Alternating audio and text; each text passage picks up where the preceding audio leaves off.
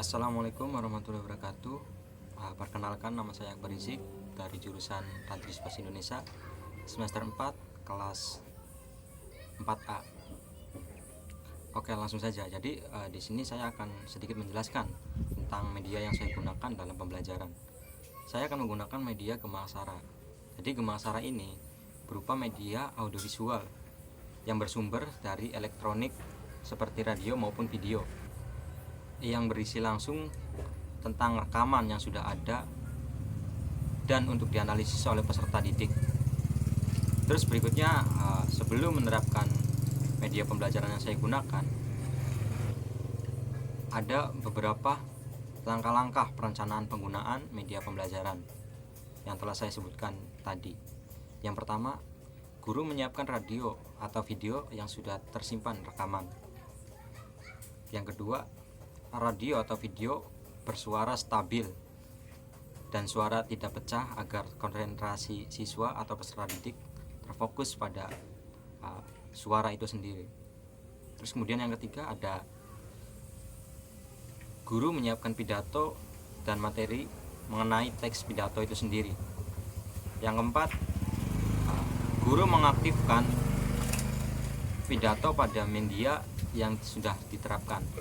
Artinya ketika sudah ada pidato, maka sudah bisa diterapkan di media yang kita gunakan itu dan sudah bisa dimulai itu, agar bisa dianalisis oleh peserta didik. Terus yang kelima, guru memberikan stimulus sebelum tahap pembelajaran teks pidato itu sendiri. Jadi sebelum memulai video atau sebelum memulai rekaman, guru sebaiknya memberikan arahan, stimulus gitu, perangsang untuk peserta didik mau mendengarkan pidato yang pendidik siapkan gitu. Setelah langkah-langkah perencanaan penggunaan media pembelajaran, tahap selanjutnya ada langkah-langkah pembelajaran. Jadi langkah-langkah pembelajaran ini yang sangat perlu dibenahi oleh pendidik. Yang pertama, guru menjelaskan materi mengenai teks pidato. Terus yang kedua, siswa diminta untuk mendengarkan dan menyimak penjelasan guru dengan baik dan benar. Yang ketiga, guru harus bisa memberikan arahan kepada siswanya, yaitu membuat beberapa kelompok. Ya tergantung isi dan kondisi kelasnya gitu.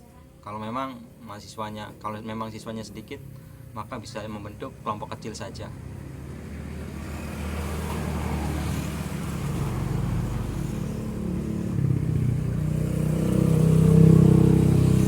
Terus yang keempat, guru meletakkan media Gema Aksara ini di depan papan tulis. Artinya seperti video maupun radio diletakkan di depan papan tulis itu sendiri atau di depan pembelajaran, agar siswa benar-benar terfokus pada satu titik saja.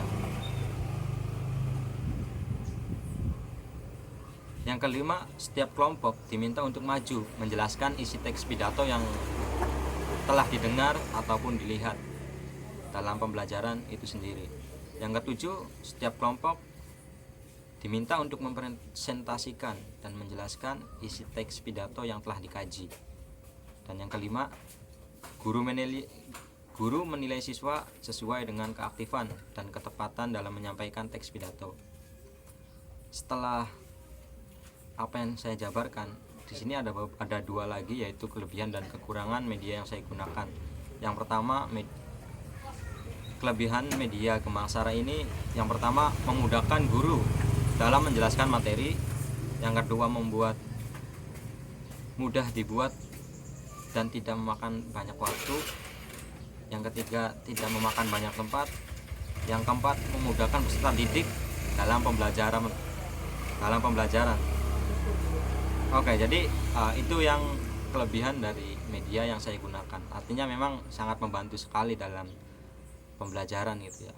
Selain menambah keaktifan siswa, kita juga harus bisa menuntut, artinya menggunakan panca indera pendengaran kita.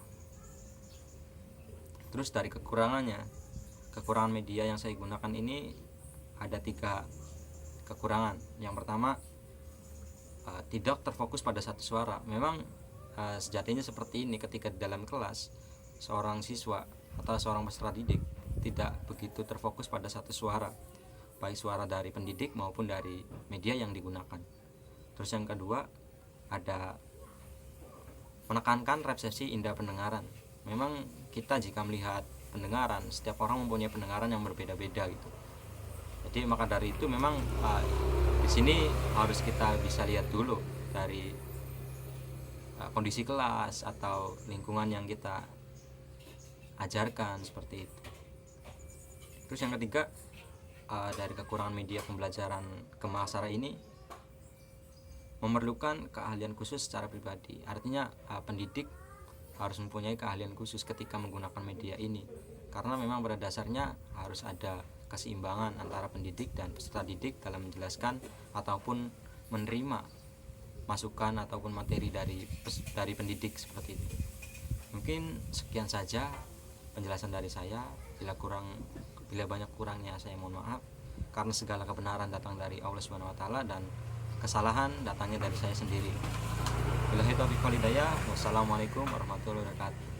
Jangan lupa like, komen, dan subscribe. Terima kasih.